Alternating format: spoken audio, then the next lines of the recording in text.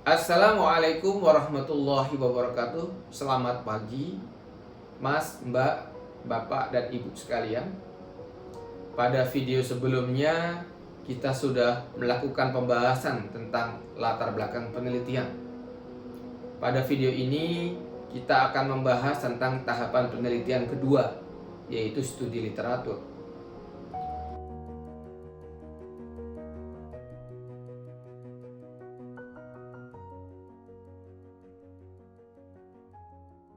Menurut Kamus Merriam-Webster, literatur merupakan isi dari tulisan tentang topik tertentu.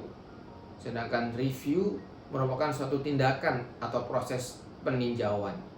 Sehingga kita dapat mengartikan studi literatur sama dengan literatur review, yaitu proses pengumpulan dan mengkaji hasil penelitian sebelumnya yang digunakan untuk memecahkan permasalahan yang sedang kita teliti.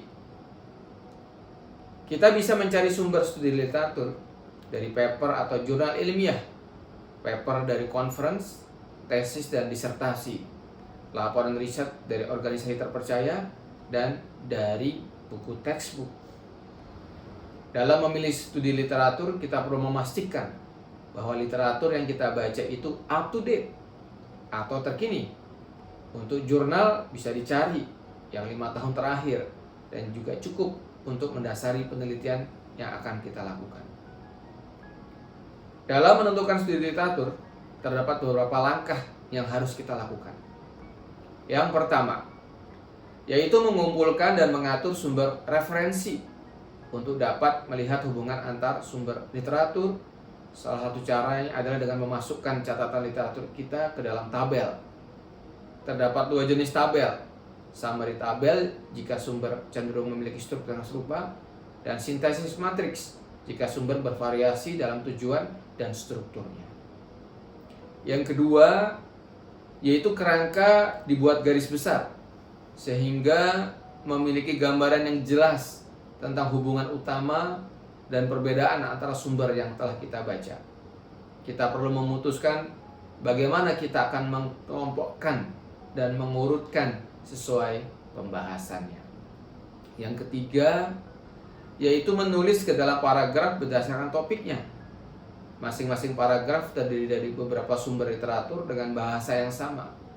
Topik kalimat untuk setiap paragraf menandakan tentang keseluruhan isi paragraf. Dan dengan adanya topik kalimat, kita dapat memastikan bahwa paragraf yang kita buat sudah mencakup dan menghubungkan beberapa sumber literatur dengan bahasa yang sama. Dan yang terakhir, kita dapat merevisi hasil sintesis studi literatur kita yang kita tulis menjadi beberapa paragraf tersebut dengan memastikan atau mengecek melalui beberapa pertanyaan ini.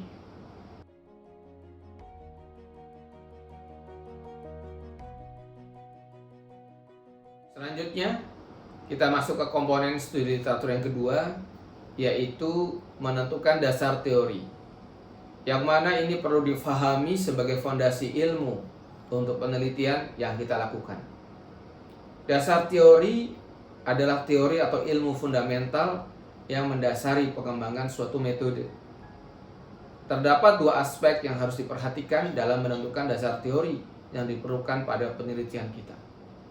Yang pertama, dasar teori harus relevan atau memiliki hubungan dengan metode usulan. Dasar teori yang dipakai biasanya dipilih berdasarkan teori-teori yang mendasari dan kecocokan dengan metode usulan. Kedua, dasar teori harus mempermudah orang lain dalam memahami metode usulan kita. Pemahaman dasar teori yang dituangkan dalam penjelasan harus dapat menjelaskan bagaimana metode usulan dibangun, cara skenario pengujian, hingga sampai ke kesimpulan. Selanjutnya, kita masuk ke komponen studi literatur yang ketiga, yaitu menentukan topik penelitian. Topik penelitian adalah subjek yang didiskusikan, ditulis, atau dipelajari. Topik penelitian sebaiknya memenuhi beberapa sifat, yaitu yang pertama, menarik dan asli atau genuinely interested untuk dipelajari berdasarkan studi literatur yang kita lakukan. Selain itu, hindarilah memilih topik hanya karena topik tersebut terlihat simpel, dan pilihlah topik penelitian yang sesuai minat Anda. Contoh topik penelitian pada area computer vision yaitu tracking, object recognition, 3D reconstruction, physics-based modeling of shape and appearance, dan lain sebagainya. Selanjutnya yaitu benchmarking. Benchmarking adalah aktivitas membandingkan performa dari metode-metode yang ada oleh peneliti-peneliti sebelumnya dalam memecahkan permasalahan penelitian. Sedangkan benchmarking adalah standar terbaik yang digunakan untuk membandingkan sesuatu. Dalam melakukan benchmarking, hal yang pertama harus kita lakukan adalah menentukan baseline. Baseline merupakan suatu benchmark yang akan dibandingkan oleh kontribusi penelitian melalui metode usulan.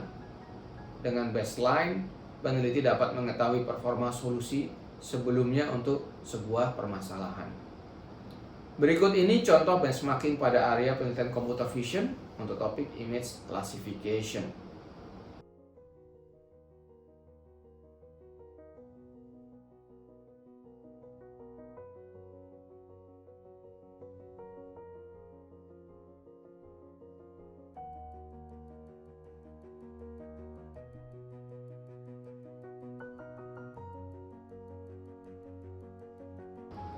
Sekian pembahasan tentang studi literatur.